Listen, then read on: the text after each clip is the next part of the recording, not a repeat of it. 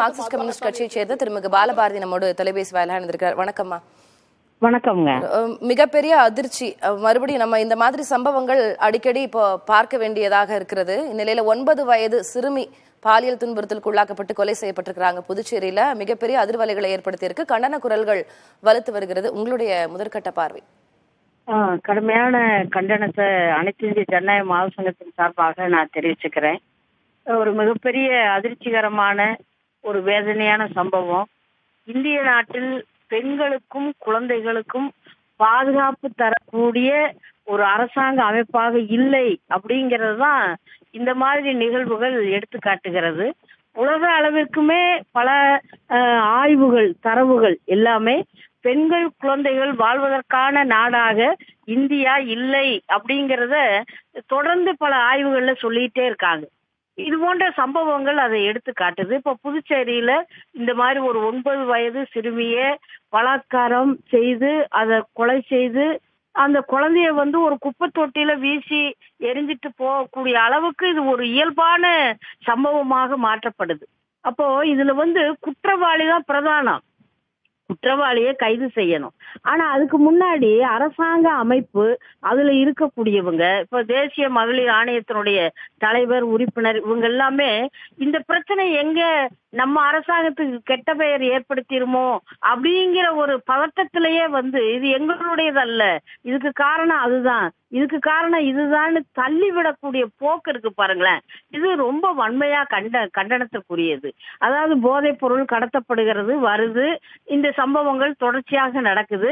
ஆகவே அதன் மீது கவனம் செலுத்துவதற்கு பதிலாக நடவடிக்கை எடுப்பதற்கு பதிலாக இது இந்த சம்பவம் நடந்த பிற்பாடு அதை ஒரு மேம்போக்காக பாக்குறது. அதாவது இதுக்கு எங்களுக்கு சம்பந்தமே கிடையாது அப்படின்னு சொல்லி மகளிர் ஆணைய தலைவரும் உறுப்பினர்களும் இப்படி பேசிட்டு இருந்தா இந்த நாடு எங்க போய் நிக்கும்? குழந்தைகளுக்கு, பெண் குழந்தைகளுக்கு என்ன பாதுகாப்பு தர முடியும்? இப்படி ஒரு சம்பவம் நடந்திருக்கு.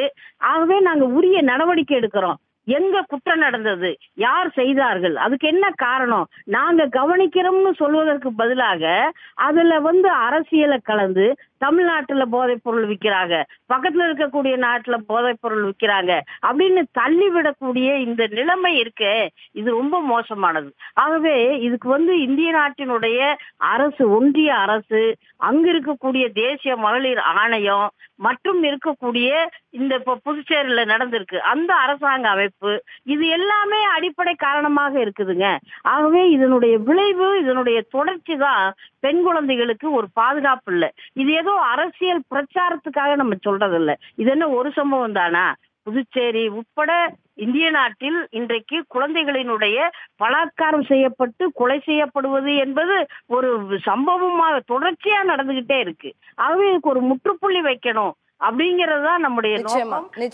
புதுச்சேரியில நடந்திருக்கக்கூடிய சம்பவத்துல குற்றவாளிகள் யாரோ அவர்களை கைது செய்யப்பட வேண்டும். அதுக்கு பின்னணியில் யார் இருந்தாங்க அப்படிங்கிற அந்த நிலைமைகள் ஆராயப்பட வேண்டும்.